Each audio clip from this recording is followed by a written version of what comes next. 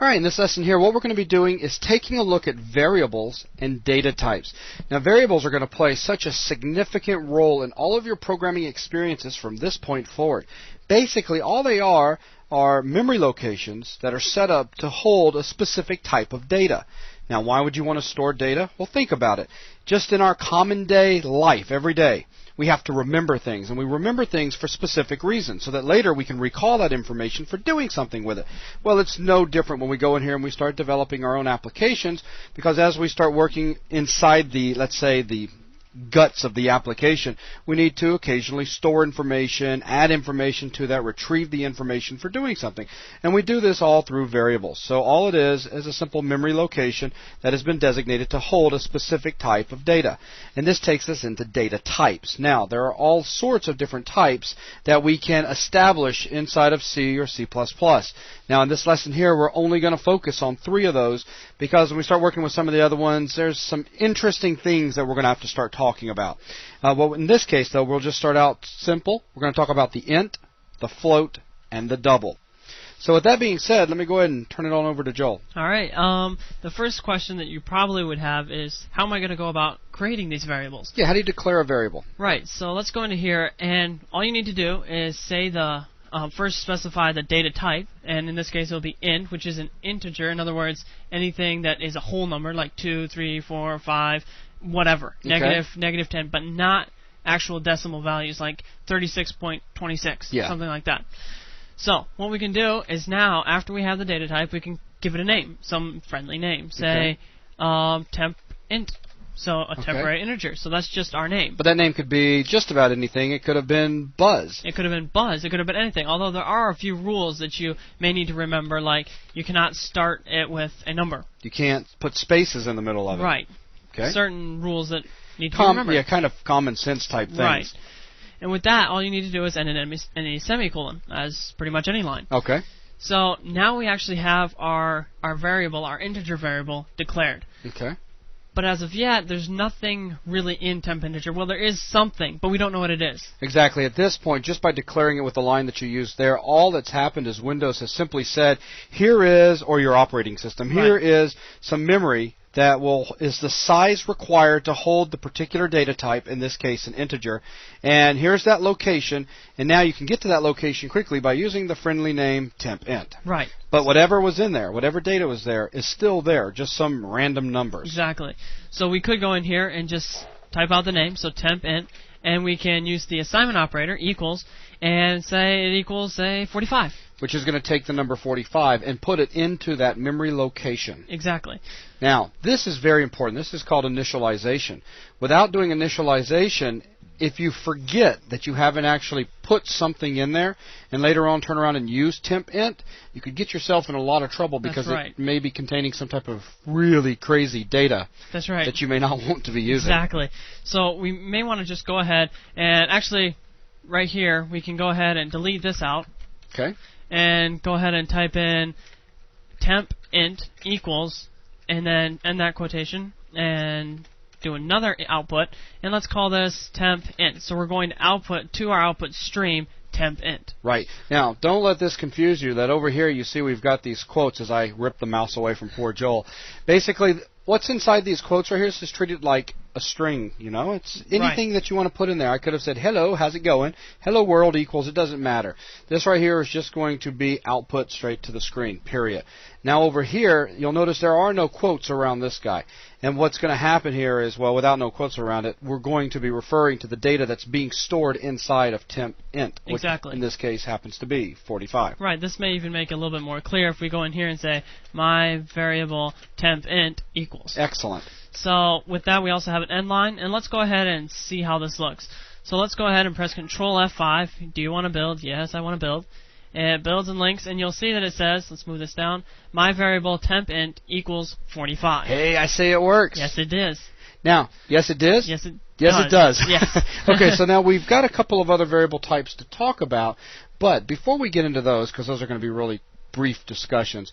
Let's take a look at something that I find to be very valuable when working in C++, and that is the ability to kind of debug your code. Now, I know we've got later on a full lesson on debugging, Right. but right now, the reason I want to show a little bit of debugging stuff is because we have the ability to actually see what memory location this information is being stored in and what information is in that memory location Right. at any given time. So, yeah, why don't we do that? We can press any key, and down here we have, on line 9, we have our initialization. Let's press F9. Basically, we're setting a breakpoint here, so we stop at this point when we get into our debugger, but we'll talk about that more in the debugging lesson. And let's go up into debug, and all we need to do is press F5 or start, and now we're dropped into, basically we can go one line at a time through our code. Right. And you'll see that we're on this line, temp int equals 45, and down here in our autos window here, basically it's showing all the variables that basically Visual Studio is saying is relevant to us. So we have our temp int variable here, and you'll notice if over here in the value, our value is some negative weird number that we don't really know what it is. Definitely not 45. Definitely not 45. So that's why we need to always initialize our variables. Otherwise, we don't know what's in it. That's because at this point, in case you're wondering, the breakpoint means we stopped at that line. We have yet to execute that line. Right. So if we press F10, now we've executed that line, move to the next. You can see with the yellow, actually, you can see with the yellow arrow on the side which line's about to be executed. Right. So now that we've executed the one, take a look at what happened to our value. Right down here, our value is now 45. Excellent. And if you look up here, we have this memory 1 section. Right now I have it automatically come up, but if we exit this out, let's just exit it out, and you'll notice if we come up to here with our section here, our menu, we can come down to memory, and we can choose to add a memory window. So if we press memory 1, you'll notice now we have a memory window that's actually showing our memory, our computer's memory. So basically what Joel has just done is opened up somebody's brain and he's looking inside. Yeah. You're looking at the actual data that exists at those memory locations in your RAM at this very moment. Actually, it's our RAM. But Our RAM. So if you look here, we so have... be careful! Don't go messing around with this without being careful. Yes. Notice we have the address here, and this is where, in our case, we want to look for the address of temp int. Now, all you need to do is put an ampersand and then type in the variable name. We'll be explaining this more in the pointer section, but all you need to do is that, and if we press enter, you'll notice we jump down, as we already were, in fact, to our memory address for our temporary integer. Right. And you'll notice we have a 2D 000000. Yeah. Our integer is 4 bytes. And you'll notice that's why each one of these is going to be 1 byte, each set of zeros. That's right. So this is a total of 4 bytes all the way to here. That's right. So this 2D is, in hex, 45. That's right. As a matter of fact, by holding your mouse over, look at the little pop-up right there. It brings up a pop-up. Isn't that thing. sweet? And for those of you that are going, 2D is 45, what? Well, this is base 16. So Right. D is, you can, this is how you count. Right. 0, 1, 2, 3, 4, 5, 6, 7, 8, 9, A, B, C, D, E, F. Right. Then as soon as we get to 16, 16 is 1, 0, because 16 is the second column over. Well, you got 2D, so you've got two 16s. Right. Add those guys together. And you get 32. There you go. And then you add 13, and you get 45. Hey! So if we change and this... go ahead and show them about, or talk about the flipped memory representation right there as well. Also, this is sort of a flipped memory representation, like you just said. And it is. Because if it was 2D 000000, that if you looked at it and actually looked from left to right. Right, if this was, you were thinking this was the high value. Number, yeah, you would be, that would be a crazy high huge number. So, I mean, don't think of it as 000 and then we put 2D. That would be an insanely high value in our case. Exactly, because that would be flipped. Right. So if we can go in here and actually change the specific values we have here, we can say 0F, which is... 15. And this is why we say be very careful. Notice how he's changing stuff. You're in my memory changing stuff, dude. Be careful. So now you'll notice that our temp int, our value, is actually 15. That's right. Which is very cool. Excellent. So if we go ahead and execute our output line here and press F10, and let's go down over to here to our actual console. I'll say it right one of these days. You'll notice it says my variable temp int equals 15, Sweet. which is what we just changed it to. It is. So very cool. So now let's just go under debug here, and we'll stop debugging for now. And another thing that we may want to go ahead and show before we look at the other data types is how we can go in here and inline directly change it and initialize it. Do a declaration initialization right. all in one line. So, I mean, it is good practice to go ahead, before you even use this inside your function, to go ahead and set it to 0. Absolutely. So, I mean, that's just something you should be doing. And this does work. If we go ahead and press Control F5 and run it, you'll notice my variable temp int equals 0. And having it set at 0, it's much better because now we're dealing with some predictable data as opposed to whatever just happens to be in there. So, with that set to 0, let's go ahead and show you some other data types. More variables. Ooh. So let's copy that line because I'm lazy. And we come over here and we can say... He really is, folks. So we can go in here and change this to say temp float. So floats can actually hold, say, 16.6666, something like that. All right. Or whatever. And dealing with floating point numbers here? Yes, dealing with floating point numbers. Sweet. So we can say 32.46 whatever. And that will actually register and be stored. If we did the same value into here, it would actually truncate that and get rid of this whole beginning part. Right. Truncate from the decimal back. Right. From the decimal point, yeah. So if we go ahead and go down to my variable, let's actually copy this line. So we have another line to print off. And we can say temp float. And we can change this over to temp float. So now it's going to say my variable temp float equals whatever is inside of temp float. Right. So if we run this and link it up, you'll notice that we have exactly what we typed out, 32.6543. Of course, keep in mind that by using the float, we're now requiring just a little bit more memory. Exactly.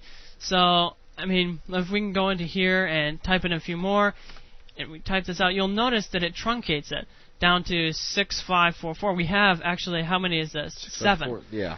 But you notice we only have 4 here. The reason for this is not because of the float, but actually because of our output here, our output statement. Just keep that in mind.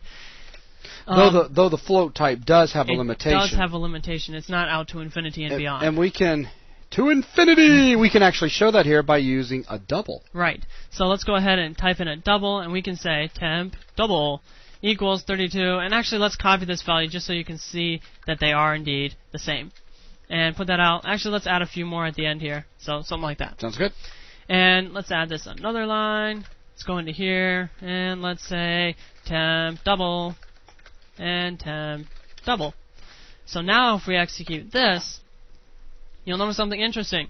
Every single one of these, both of these, our float and our double, are both truncated. Again, but see the beauty of introducing the little bit of debugging stuff a second ago? Yes, now it's going to come in handy. Now let's take a look at what those variables actually are if we were to stop and look into them. Right, so if we press F9 and stop, actually, you know what, let's stop at our, right, let's just stop right here.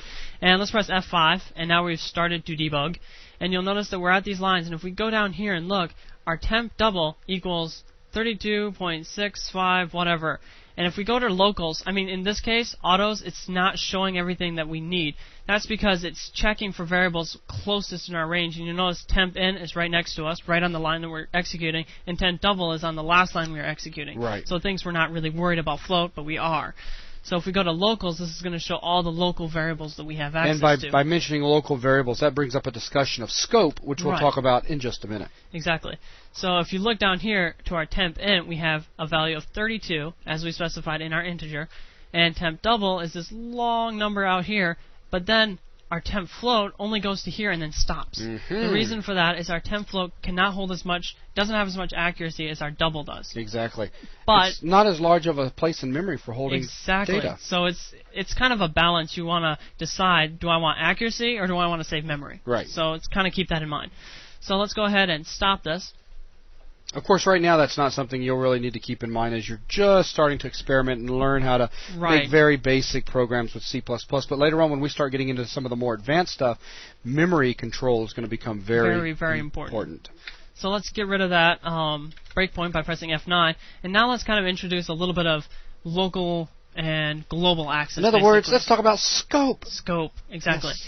So if we go outside of our main function, let me just quickly create a variable. So outside of our functions entirely, we can say, let's create a integer, and we'll call it myVar. Okay? That sounds good. And we'll initialize it to something like 234. That sounds excellent.